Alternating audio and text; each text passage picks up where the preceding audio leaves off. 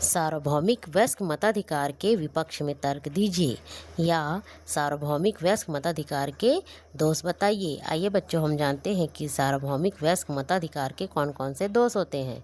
सार्वभौमिक वयस्क मताधिकार के निम्न दोष हैं। पहला, अयोग्य व्यक्तियों के हाथों में शासन जाने की संभावना। दूसरा, राजनीतिक समस्याओं को समझने में असमर्थता। तीसरा, मताधिकार केवल योग्य व्यक्तियों को ही देना उचित। चौथा, प्रगतिशील विचारों का विरोध। पांचवा, भ्रष्टाचार को बढ़ावा।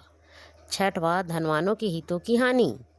आइए बच्चों, अब हमें इसे विस्तार से समझते हैं। पहला, अयोग्य व्यक्तियों के हाथों में शासन जाने की संभावना। सर हेनरी मैन के अनुसार अधिकांश जनता अशिक्षित और मूर्ख होती है।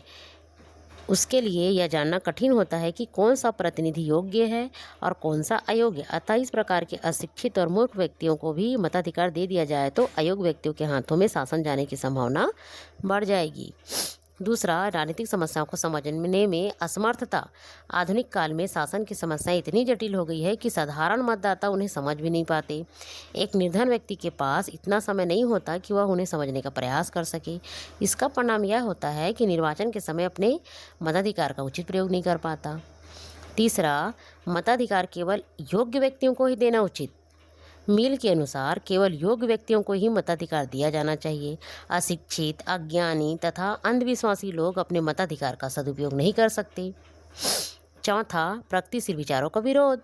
जनसाधारण में रूढ़िवादी लोगों की संख्या अधिक होती है।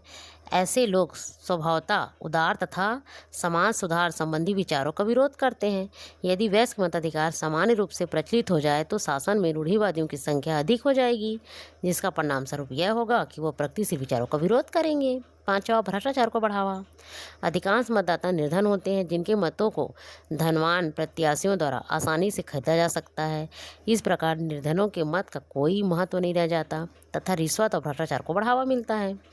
छठवां, धनवानों के हितों को हानि।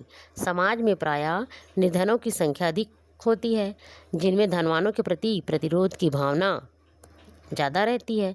अतः वो अपने बहुमत के बल पर धनवानों के हितों को हानि पहुंचा सकते हैं। तो इस प्रकार हमने जाना बच्चों कि सार्वभौमिक वयस्क मताधिकार के कौन कौन से दोष होते हैं।